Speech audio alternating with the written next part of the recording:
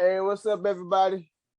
It's your boy Lil L, and this is the Synch Era Podcast.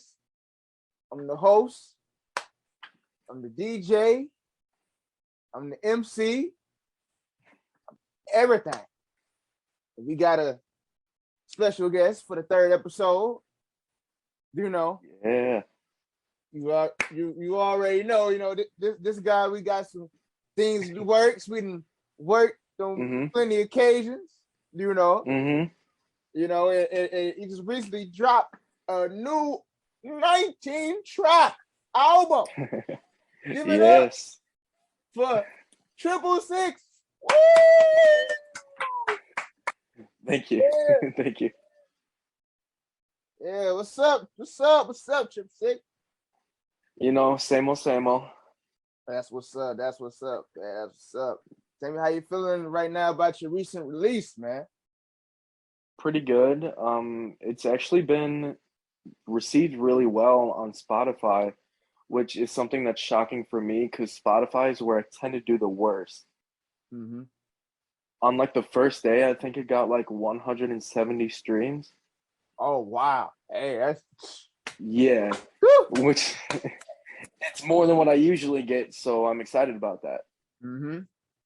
And we have 2 music videos that I do plan on releasing soon. Cool. And I have 3 anime music videos that I plan on getting made and released soon. Oh, nice.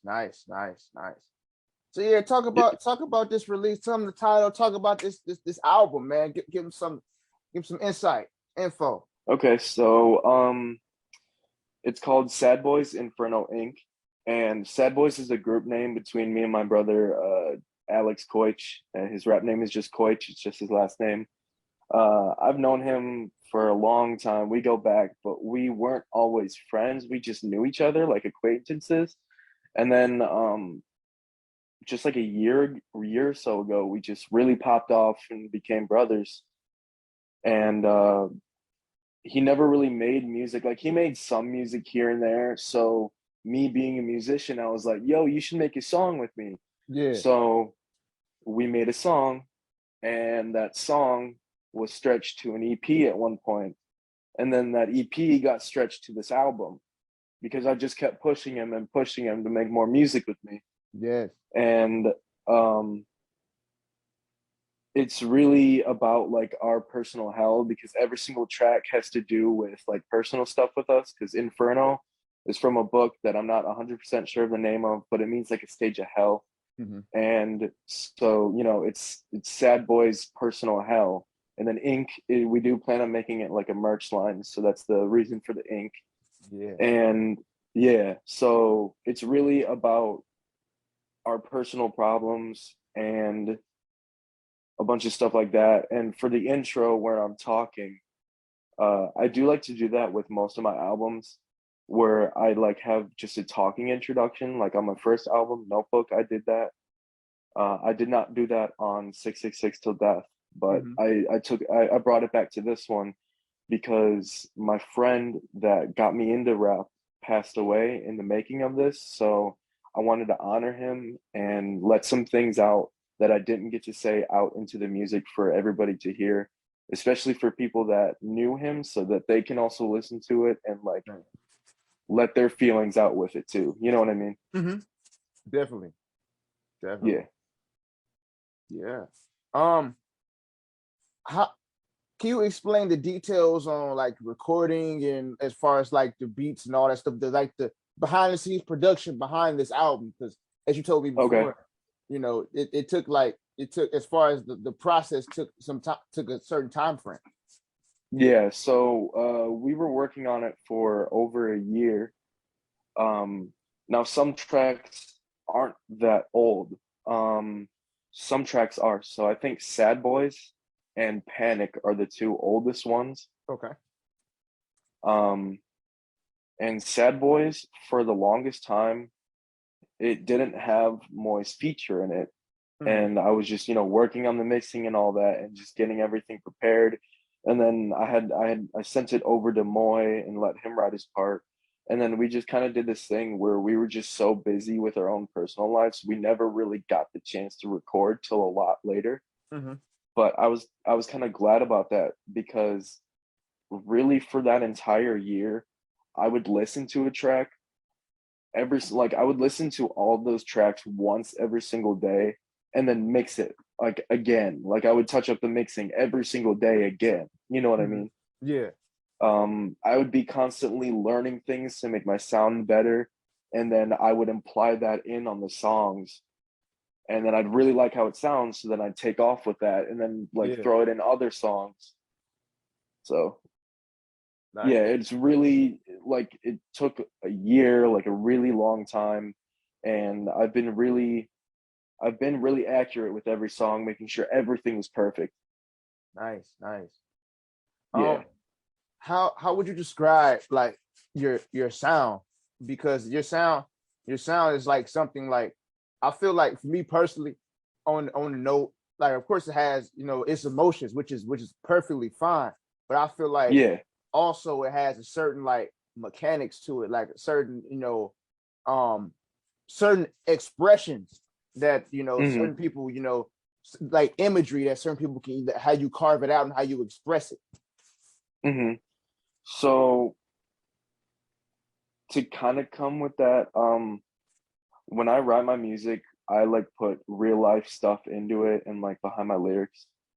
So, but the way that I write lyrics is weird, because I don't like a lot of people with emotional music or sad stuff, they'll straight up put what they're going through in the lyrics. But what I like to do is I like to put what I'm going through in the lyrics, but make it abstract so that the people that are listening can imply their own things into that and make it relate to them, even if it's not what I'm going through. Nice. And for my sound, I I have a lot of big rap influences, and since I've been a musician for 11 years, and the way that I kind of operate since I'm all self-taught is I have a big list of influences on many different instruments that I like take their sound and I make it my own. Like I'll blend a bunch of different sounds and I'll like make my own out of it. Nice. Kind of paying homage to them, but not like copying either, because I don't want to be the next Suicide Boys. I don't want to be the next X. I don't want to be the next Juice World. I want to be the next me. You know what I mean? Mm-hmm. Definitely. Um, so the question just came to mind. As far as uh your journey of music, how long have you been, it doesn't even matter whether it's just rap, mixing, engineering, whatever, because I know Hmm. you do great on the drums as well. How long Yeah, has your journey been involved in music? Like when did it start? really, it's weird because music has always been in my life. Even when I wasn't creating my own music, I was a big singer when I was a kid. I would sing songs on the radio. I would sing everything, and I remember being a little kid playing on the Wii, playing Guitar Hero, and I had the drum set, and something about that, I would just dream of playing on stage and, having my own music. And now I'm here actually playing on stage and playing my own music. So Yeah. really music has been my whole entire life. That's the way that I look at it. Nice, nice, nice.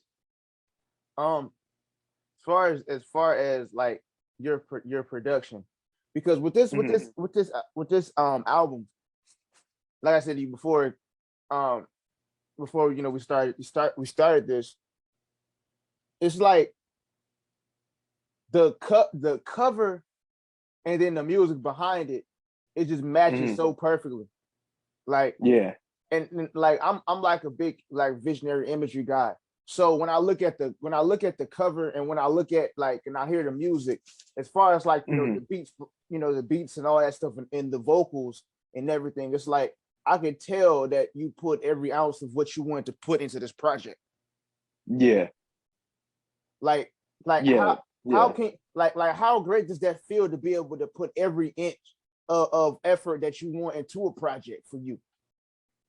It's great because I'll listen to the beats over because there are beats on there that are from YouTube, because some of the producers I work with are YouTube producers. Mm-hmm. So, I'll listen to the beat, and after, like, I'll listen to the album now and I'll listen to the beat and I'll try to think of how I would write that differently, and I can't. Mm-hmm. Like, when I know that I don't think I would want to hit that another way because I like the original so much, that's how I know that I put every ounce of what I wanted into Yeah. that song. Yeah. Because Yeah. there are some songs that I've made where, like when I was younger, that I would listen to a part and I was like, I like that, but I could have done something different here. So I made sure that I listened to it a million times over to get rid of those I could have done something different here moments. Amazing, amazing. Hey y'all, I'm letting Yeah. y'all know that this album gonna be in the description. By the time this drop, this album gonna be in the description and all that. It's on all platforms. It's Yep. Spotify, Apple, all plats. So y'all go Yep. check it out. Whoever listening, watching this, check it out. Check it, Mm-hmm. man, check out. So, I had to plug that in. So they go check it out, plug it in, Yeah. plug it in. But as far as because you are in the Yep. NWI scene. So Yep. what are your influences around the NWI scene? And also who the people Um, that you worked with in the NWI scene? okay, so shout out Moy, shout Hey. out Intel the Brain, Mm-hmm. shout out Mike Over. Uh, the list goes on and on. I try to make friends with every rapper and every artist that I can in NWI. And you and Moy had talked about this before. There are people Mm-hmm. that don't have it right, so I can't push myself to stay around those people. So I only work and stay around the people that are good in this area. So all Mm-hmm. those people that I shouted out, and there's many more people, they're obviously on the side that I think is the true NWI, and you're more NWI than people that I know. So yeah. Appreciate it, man. Y'all always give me my flowers. I appreciate it. Yeah. I really do. And it's because for me, honestly, I'm gonna jump in here. Um, and the reason why I asked that is because like just to shed light, because this is the NSYNC era. This is you know, the Northwest Indiana movement. Of course, we open to, I mean, of course, I, did an interview with, people, outside the movement as well, but also Yeah. it's also to shed light on how, in spite of, everything, it's still beauty within the land. And, Yeah. Yeah, exactly. and that's why, because it's like I said before, it's just so much talent. But Yeah. as far as, okay, you know what? We're gonna go there today. We're gonna go there today. We're gonna All go right. there. Yeah, that's fine. That's fine. As far as the influence, okay, because we just had the Floral Fever. We just had the Floral Fever 2 Yep. concert, which was oh my goodness. Oh my goodness, was amazing. Like Yep. was like super amazing. Like I'm like, I still got chills. It's only been a week. By the time this interview was recorded, it's been a week since it Hmm. happened. But like, Yeah. as far as the camaraderie and as far as the type of shows that are are being performed, in Hmm. NWI, how was that? And as far as you participating in them, because of course we both participated in Yeah. in these concerts and these shows. How do you personally feel about like how well the sets and the bills are put together with the shows? There's so much, but as far as the ones that's in that community that we are in.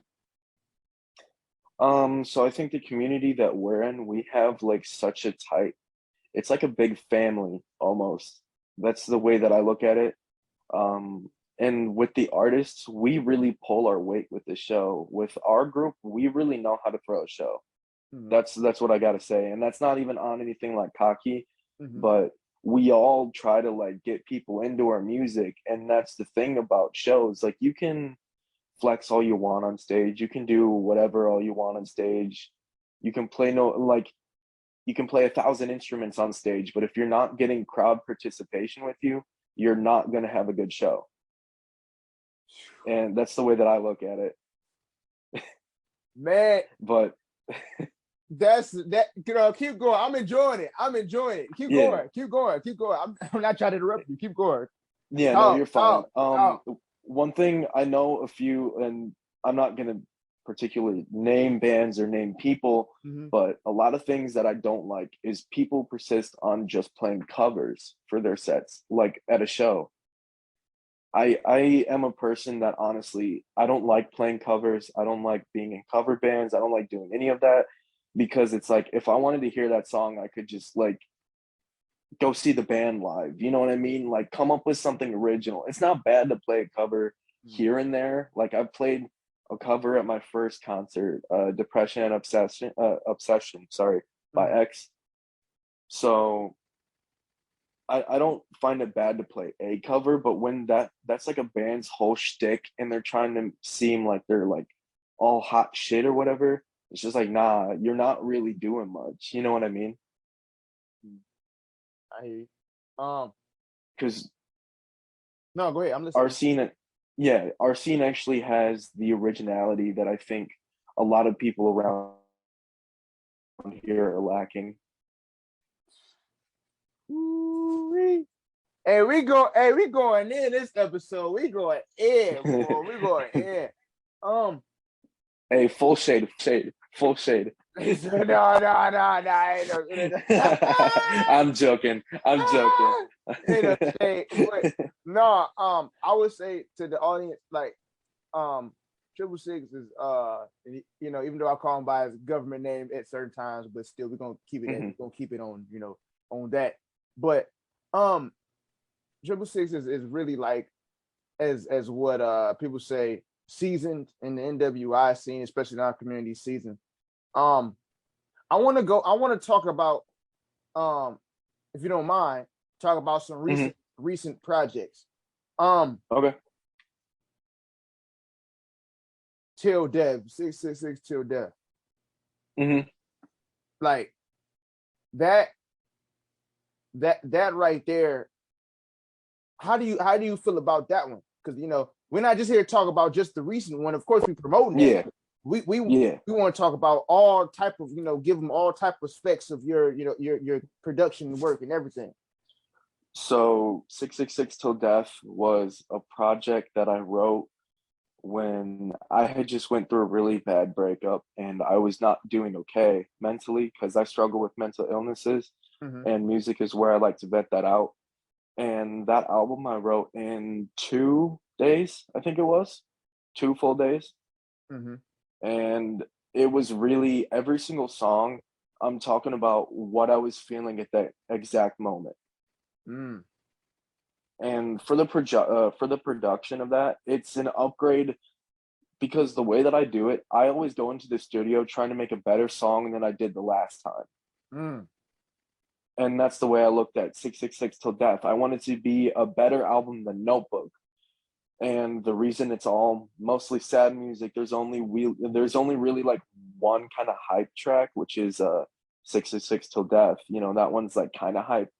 But I wanted it all to be sad, because, you know, people normally would expect me to be screaming and making hype music, and I kind of had the mentality of, what, like, well, now I'm just gonna make sad music just to show that I can do everything. Nice. Yeah, because that one, for me, of course, you know, because I remember when I think it was, what show? Oh, it was the Down the Rabbit Hole show, and and it was right before I was going to shout out to the Closets, Aristotle, before I was going to his house, and because we had to do a studio session for one of the recent songs. Shout out to the Ricochet EP. You know, y'all go check that out. But for recent songs, so the recent song that we had did, and at the same time, I was just trying to do so much before the show because I was just like so excited. I was like, man, we got studio session and all that stuff like that, you know. And I remember when, you know, Maury was like, hey, you got to listen to some songs off, you know, off you know, his album. And I remember when I heard I'm Over It, I'm like, hey, what is this? I'm like, what? And you know, I told you what song, you know, it gave me the vibes of 95 to Infinity by Souls of Mischief. And it was just like that vibe right there, like it was just, and I didn't know that you could make beats. I didn't know none of that. At the same time, it was like it was still the thing of getting to know you more at that time. Of course, I know you more now than at that time.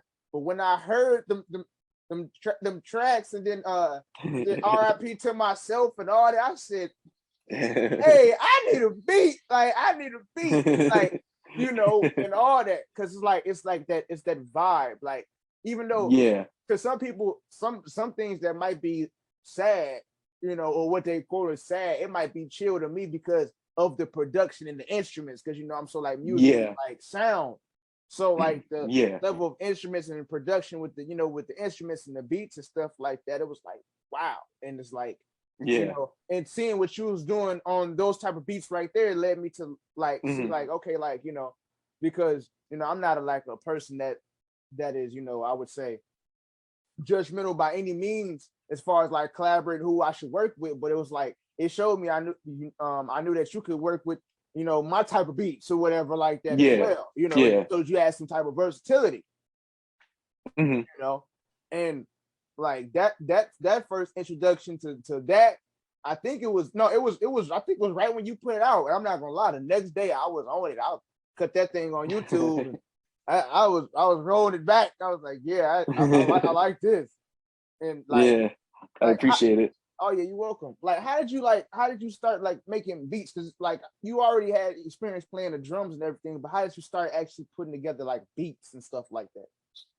So I always tend to forget this, but I was making beats since I was like a little kid on my grandma's iPad on GarageBand. Like, even though, you know, obviously they weren't good at the time and I don't have those beats anymore, I've been making them since then. And all of those were actually mostly like kind of lo-fi vibe. So like that style for I'm Over It and RP to Myself has been something I've had under my belt for a really long time, but it's taken me a really long time to perfect it like I have. Well, not perfect it, I'm not saying I'm perfect at it, but it's taken me a really long time to get good with it. And something just like whenever I like go through things in my life, I kind of one up in my music. And I don't even plan for it. It just kind of happens naturally. It's like I grow to another level in my music without even thinking about it. And that's kind of what that was. Like I just started to cook. I was feeling bad and, you know, I was looking for beats that I wanted for those vibes because I was trying to find it. And this was before I really knew you. And I couldn't just be like, yo, send me a beat, because I knew you could have cooked something up like that. But I was like, fuck it, I'm gonna just make it myself because nobody else can really promise or like deliver on it. And they say you rap best on your own beats. You know what I mean? Hey, I like that. I like that. Yeah. I like that. Yeah. I like that. Yeah. So I wanted to, those two songs were really like my test at seeing if I could even do it. And the fact that I pulled it off so well made me like glad in myself, because I was like, yeah, I know I can fucking do all like any type of style, like, you know, any versatile style, because I like pushing myself with music. I like hearing something, and if I can't do it, I'm gonna challenge myself to learn how to do it eventually. Nice. How, as far as like, you know, because of course me and you got stuff that, you know, is you know, soon to come out and stuff like that. That we got. But as far as producing for other people, that's that like projects is already, stuff is already out. describe that. Like describe who you produce for that's out right now, like different like beats and stuff, and also engineering. So I've produced only one track from Moy, and that's Pissing Blood 3. Mm-hmm. I've also mixed Pissing Blood and Still Bloom. Right. And so whenever I write beats for somebody else, it's only been you and Moy, really. Also, I wrote a song, the first song that me and my brother Coach made together is called Three Stripe Life. Really old song. I don't really like it anymore, but you know, it's history, so I leave it up. I wrote that beat in thought of Alex in mind because I think of what other people can hit on. If I write a beat and I don't think like you're gonna sound good on it, I'm not gonna send it to you. You know what I mean? Fact. So I try to think of the people that I'm working with, and I'll write a song based off of the vibe that they give me musically. Yes. Tell me about as far as your association or being on the label of Skeleton Partnership, you know, More Boy Chips Ahoy's label. Yeah, so you said earlier, and I think I've mentioned that I've played drums.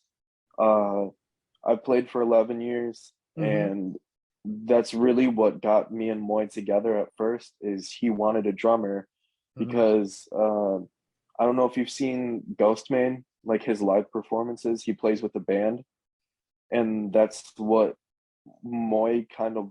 I'm not saying like he was copying it, but he wanted that type of vibe for it. You know what I mean? So he asked me if I could play drums for him. And so I started with that. And then Skeleton Partnership is Moy's band, but it's also the label. Yeah. So with me being the drummer, I was already technically in it.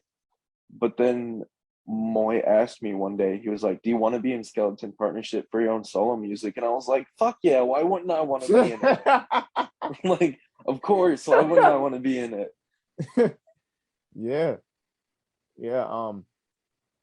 Tell me how you like, as far as like so far, like with these recent releases, how you like feel like about like being on the label, because that's something like a lot of people look at that as like an upgrade or like a next level step, because you know from just playing the drums and all of a sudden then having your own solo music, as far as a label like that, and getting extra push and all that stuff and everything, like how does it how good does that feel? It feels really nice, especially because of the fact that like you and me are working and like we plan on getting CDs and cassettes and stuff like that for this upcoming release. That's kind of like it's a tease, but I would not be able to do that myself. That's all I gotta say. And like it's cool that I'm in like a label, because I know it's not like a full label, but it's like a label that's full of art people, and it's not like a sell your soul label. It's like a promote your art, like show people what you're doing type label. Yeah. And that's what I like. I like the vibe of Skeleton Partnership. I like what it's going for. I like the direction it's at. And that's why I want to represent it. Every single release I have on Apple Music, it says Skeleton Partnership on the label, because even if not all of those releases are on Skeleton Partnership, if I can promote Skeleton Partnership with my music and get more fans to that, that's still cool. That's still cool to me. Exactly. Nice. Gotta help both ways. Oh yeah, definitely. Yeah, and I've been able to be on the stage with the band and everything like that.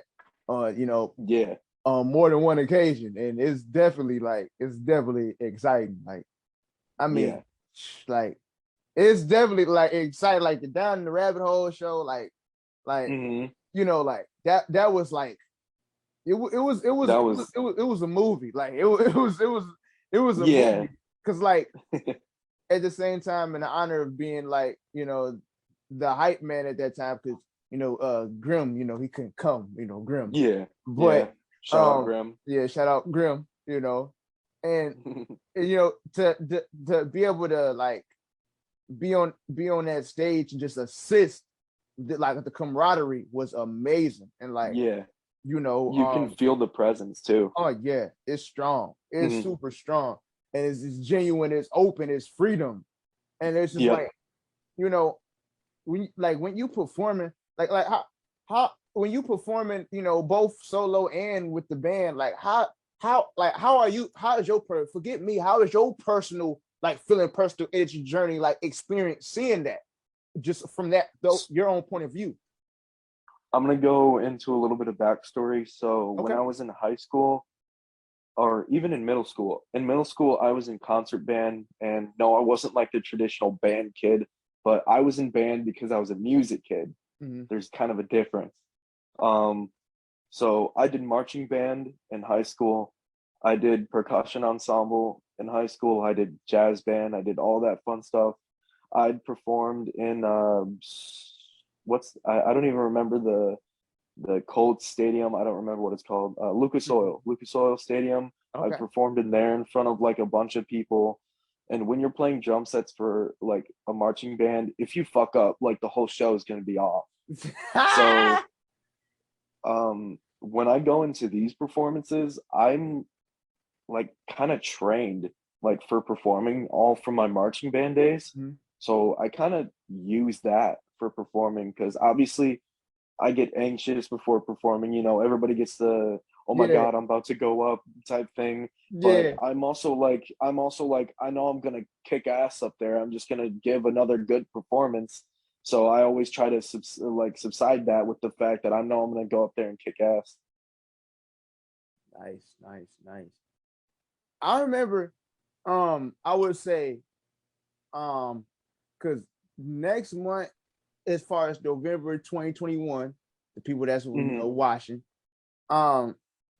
is gonna mark a year of me and T, I guess receiving the open arms of the NWI, and I say that with so much passion. Woo!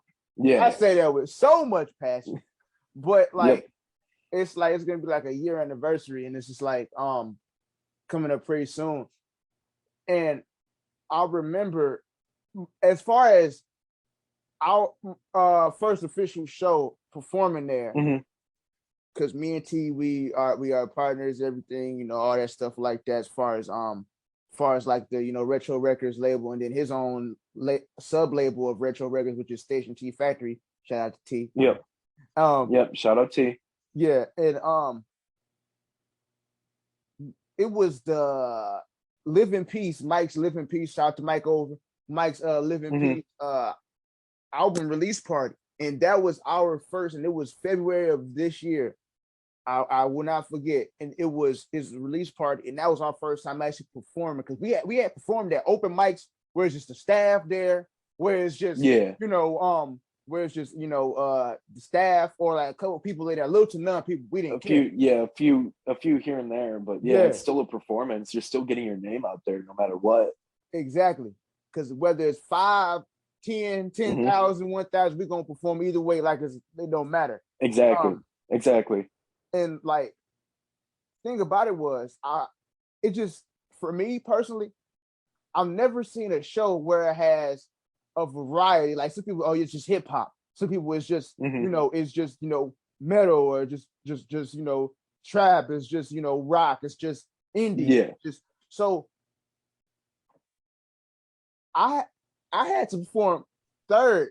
I think it was like wait, was it third or whatever it was? I know I performed right ahead of you, and the magnitude on that when I hit that stage, and afterwards, then when you came on, then it was, because I think it was I think I'm wondering, no, it was Moy after you. It's just the whole magnitude of the show put together. It's like an all-star cast to me, like like a starting lineup in a basketball game to me. And it's like like from being part of these like shows. And I remember because that was my first time ever seeing you perform, and it was just like that variety, like it blended, like I look at a performance as if, you know, you're preparing the energy for the next man. It's not like a competition of who is better than who. Is you're preparing the energy for the next man. I want to be able to, who's ever after me, I want to be able to give them the energy, all the energy they need. So then, you know, you can feel what I feel. We can do the best to make the show great. And like, you know, like, it's just how as far as your experience in shows, how do you personally feel about, like, you know, I would say, you know, these shows being so much of a variety? It's basically, the way that I look at it is exactly basically what you said. I like the fact that it's a variety, but it all blends together so well. Yes. That's the thing about it. Because, you know, obviously full trap shows and full rock, full metal shows are amazing. But when you have that variety, you have the crowd like on the edge of their seats because they don't know what's coming next. Yeah. And especially for the fact that like artists like me and Moy, you know, we obviously have aggressive music where, you know, it's like mosh, hype, stuff like that. But we also have other types as well. So we can, you know, start, or the way that I like to do my sets is I start hype, you know, the first few songs hype, show them like my presence, and then I'll like take it back, like get sad, or, you know, just do whatever genre I want to, and then I'll end it off with hype because I want the next person to have a fresh hype crowd for them. Because I want it to blend well. Obviously, if it's gonna be like, say you were going after me at a show, this is just a hypothetical situation, and you were starting with something on the lighter side, I would want to end with something that's lighter vibes, so the crowd would be kind of trained for that almost. You know what I mean? I get what you said. Yeah, it's kind of like, I think of my set, I think of our whole set as just like the entire show. We're all just like, we're making the show one person at a time. Because with marching band, it's part of a show, you know, there's like imagery with the marches, there's imagery with that. So that's the way that I break down our concerts, is I see it as like a big show almost. Because we put on a lot of like entertainment for the people in the crowd. I like, sometimes when I'm at the show, I wish I wasn't a performer because I would like to be sitting back just watching that shit sometimes. Boy, you ain't lying. You ain't For lying. Because I'm thinking to myself, like, it's like, just I would say, seeing people like reactions, like whether they jumping, they screaming, you know, they hype, you know, they mosh pitting, and they like, they, you know, crying, like all of that. Like, I'm like, man, like, and I look at it as a training ground for, you know, when we start going on tours. Like, I look at that as a training ground, because think about it, is, you know, to the people that's listening, listen. Thing about it is, I believe you. I'll say like this. I believe you guys. I'm just pertaining to before this, when I first, you know, came. I have never performed a 45-minute, let alone 25-minute set. Never. I was used to just, okay, get your couple of songs in, and then, you know, and then after that, be gone. No, you guys perform. You guys are conditioned to perform these amounts, you know, weekly or every month. I'm like, you know, and I look at this as personal training station, because it's like, so like, and it's also the opportunity for people as in our age bracket to be able to, you know, I would say, be taken seriously as artists, and to be able to like, you know, to like, I feel like this is like a whole training station, you know, personally for me. And also for, you can say, as the whole, you know, as a whole spectrum as well, because, you know, you got to get it in while you know, can get the experience. So then later on, you know, it might be like a you know, Sad Boys tour or whatever, like in the you know, Skeleton Partnership tour or whatever in the future. So it's like, you really get an experience. And I've heard some people even say like from the shows, like, man, like I've never seen a show like this ever, like never in my life. And I heard it. I heard it. And I'm telling you, like, that's the same feeling. Like I never ever, man. It's every show. Every show is different. Every show is different. You know. Yep. Yeah, it's not always the same thing. We don't recycle things. We always come up with something new, but we don't speak about it. That's the cool thing. Yeah. That's what I love about this scene. We're so creative that we can manage to make each show different, even without like discussing it beforehand. It's like one of those mysteries. It's like, okay, you know, you got to come to the show to actually get that. You know, you got to actually come to the show. You can't just be like, you know, you like some people was like they promote the mess out of a show, but it'd be horrible. Not saying that we shouldn't promote. We promote to the fullest, but some people they might underestimate the is what they consider a small show, but that small show big. Yeah, exactly. And even if a show doesn't have a lot of people, if you're making a good impression on the people there and they go and show it to their friends and then their friends go show it to their friends and stuff like that, that's how you get big. Even if it's not a big venue, even if it's just the small coffee house, you know, shout out Sip. Shout out. For real, shout out. That's just our humble beginnings. That's the way that I look at it. We're in the humble beginning stage. And if you're doubting that already, then you're not going to get past it. Because, you know, every rapper, every artist started at this stage. You don't just make a song and then boom, you're famous playing, showing out shows, or selling out shows. You start at small stuff like this. Some people are performing on the street without like actual sets and stuff like that. That's how you get your name heard. You know what I mean? It's not all about the big venues and the big crowds. It's about the memorability of your performance and your shows and your songs. Yeah. And I think that's what we're nailing really well. I agree.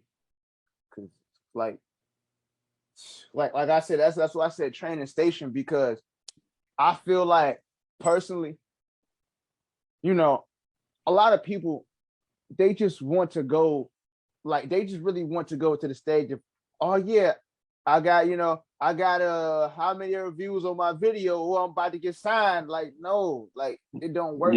Like, and at the same time, it's like to be able to appreciate when you get to that certain level, you know, taking the steps in what you learn, instead of wanting to become an overnight success, you'll actually gain the knowledge. So you'll be longevity is more essential, like a home cooked meal, than a fast food kitchen. Yeah. And like with longevity and stuff like that and staying consistent, that's the way I like staying consistent with my releases. That's how you actually gain people to support your movement.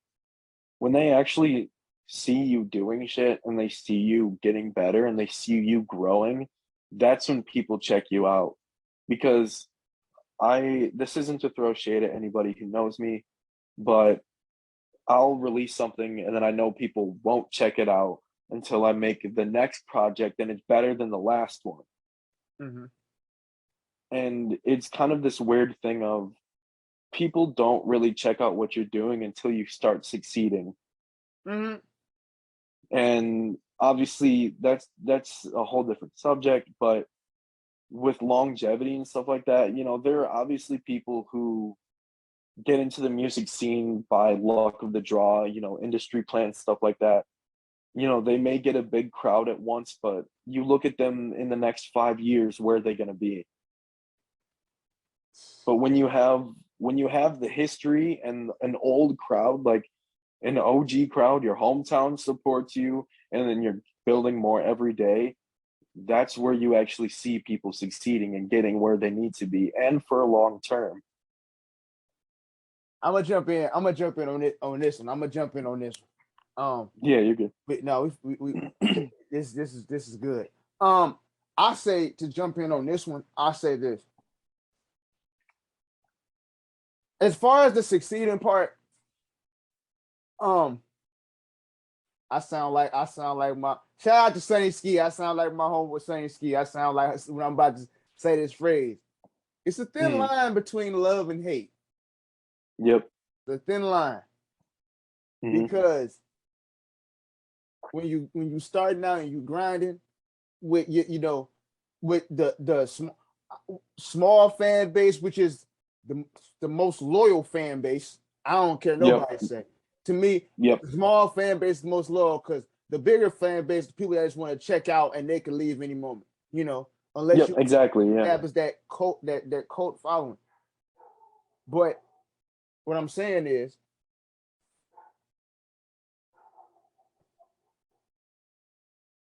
a fan base, an artist that succeeds at a level of a home cooked meal will be able to appreciate, and that overall message will be made plain. I this is a touchy subject, because at the end of the day, you can never be good enough for people that's just consume your music like a microwave. You can never be good enough to them. So I would suggest, if everybody listening here, I would suggest that if you're gonna do music, do it because you love it. Don't do it as a get rich quick scheme. Because is this right here? I was actually going to bring that up. A lot of people look at music, they look at the people succeeding, and they think, hey, it must be an easy way for me to get famous and make millions, right? No. If you're making music for the want to be rich and the greediness and like thinking you're going to blow up, you're not going to get anywhere unless you have real emotion behind your music. And also, the people that don't pay attention to your music now, and then later on they do because you didn't excel and all this, those same people, they are fans without noticing. They're fans, but because a lot of people just want to see what you got going on, because there's a thin line between love and hate. Once you get to that certain success, people will act like they love you, but then if you drop dead the next day, or if you fall and you gotta get yourself back up, it's a teeter-totter. So as far as I would say, as us as independent artists, we have to cherish each support factor, each person that we can daily, because these people I understand. As an artist, you're depending on people to view your music and to understand and to see your reflection, and you gotta understand, supporters that really like deal with you, that really like understand you, really like listen to you, those people have to be the most appreciated. You shouldn't never take your eyes off the people that's, because you could lose them in a heartbeat. Exactly. And those are the people that actually listen to your lyrics. That's another thing. People will listen to your music and say they fuck with it, but they might not actually be listening to your message. They'll just be like, hey, it's catchy. He flowed well on this. It sounds good. But your true supporters are the ones that are listening to your message and are actually like getting what you're saying in your music. And you can't lose that, because once you do, you lost your foundation. Then also, I would say this. Certain people, I'm gonna be honest, to the people that's listening, certain people, the music scene is just not for you. I'm just gonna be honest. We're gonna be honest. We're not gonna, because you can't play with this. Because sometimes because really you gotta be careful what you wish for, because you might just get it and you might can't take what come along with. So I would say this: if it ain't for you, it ain't for you. But if it is, because the independent artists, we gotta work harder. We gotta work harder. Yep. Like, I would say this because I'm really feeling this, and that's why I've been taking my time explaining this. I'm really feeling this. I'm really feeling this. Artists out there, if you got something, don't give up. Even though in a slight, if deep down, not even just deep down, I'm not talking about the ones that's just like the cocky ones that ain't got nothing. Like, I'm beyond that, ain't got nothing. I'm talking about the ones that got something and establishing and growing and getting results. Don't give up. Yep. Because you never know the feelings that you got right now towards whatever the struggle may be. Even as a starving artist, that struggle is your hunger.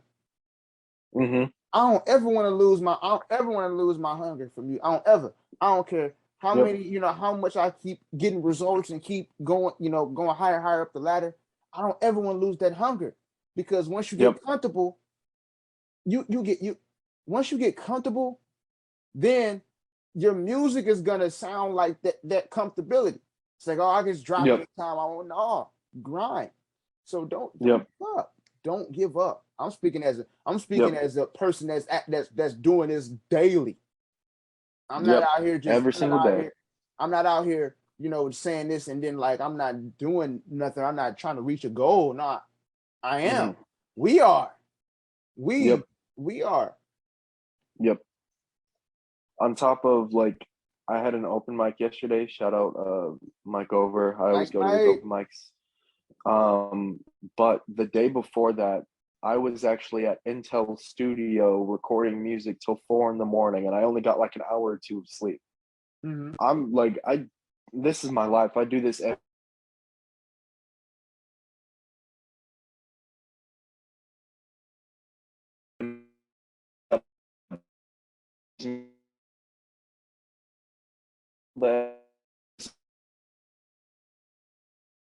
work a lot. I'm like, no, because then I'm not gonna have, like, that's just taking away from my effort.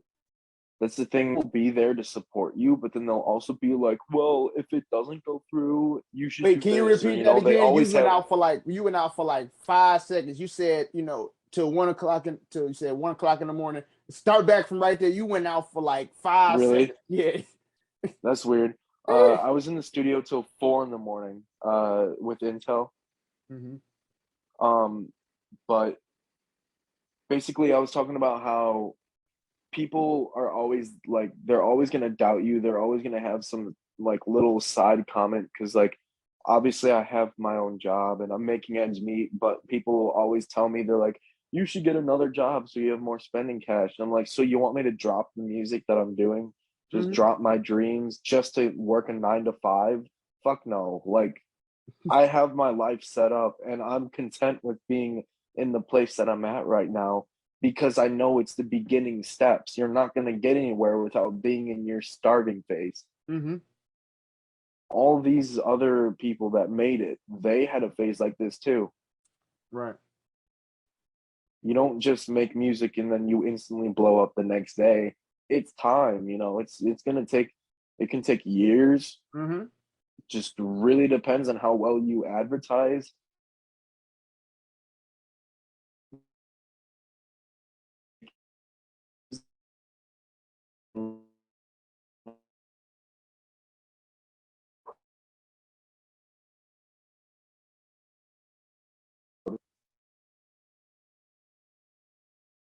Music more than just make your soul to it. It's like music videos, all that stuff. Bro, you went out, bro. Is somebody calling you, bro? Again? Nah, I don't know what happened. I just turned off my Wi-Fi. Okay. But yeah. Can you go back to you say what did it cut off at? It cut off at like marketing. Yeah, okay. Marketing, Okay, yeah. that's fine. So I was saying, my Wi-Fi is so bad here, but I was saying music is so much more than just making music. You got to market, you got to advertise, you got to music videos, you got to have a message. There's a lot more than just making music before you can actually make it. And there's going to be a starving phase because it's all your learning phase. I think I've said this once in this song.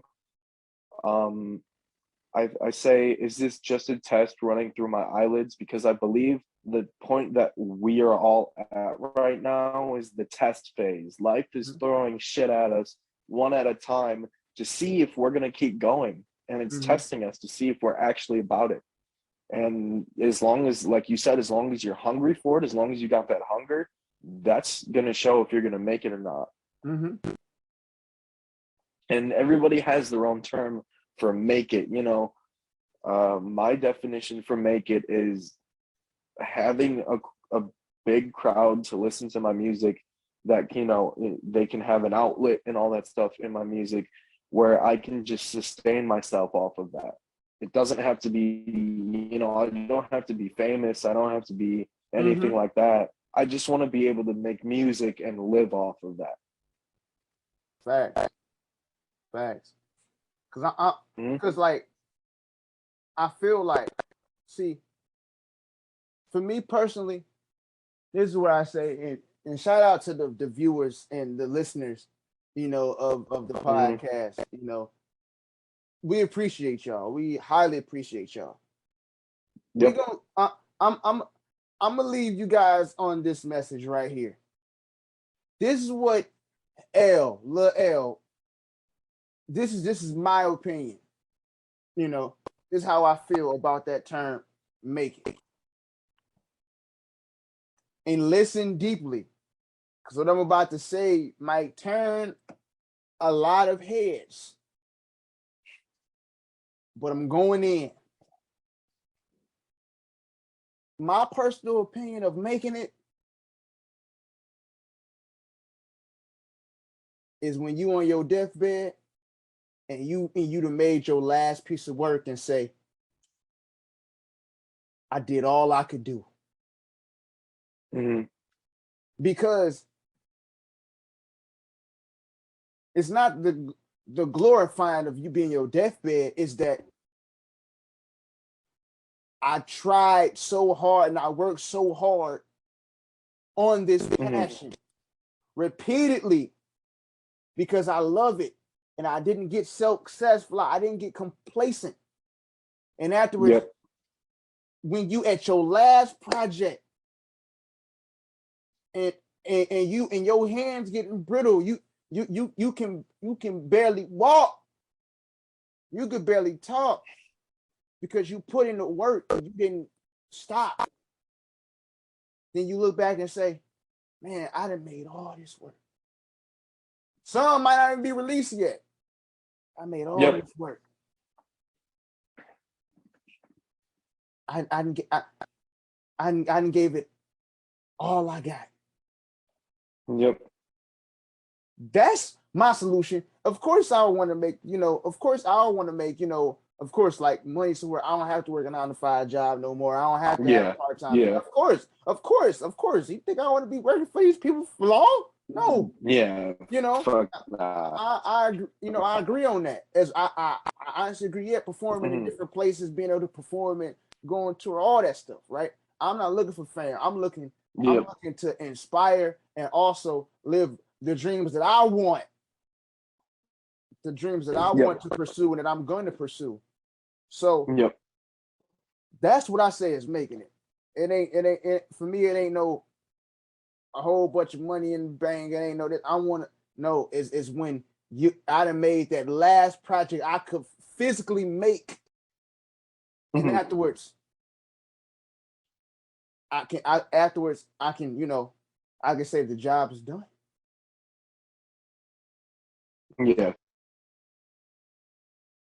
So I get what you mean. Yeah, I mean,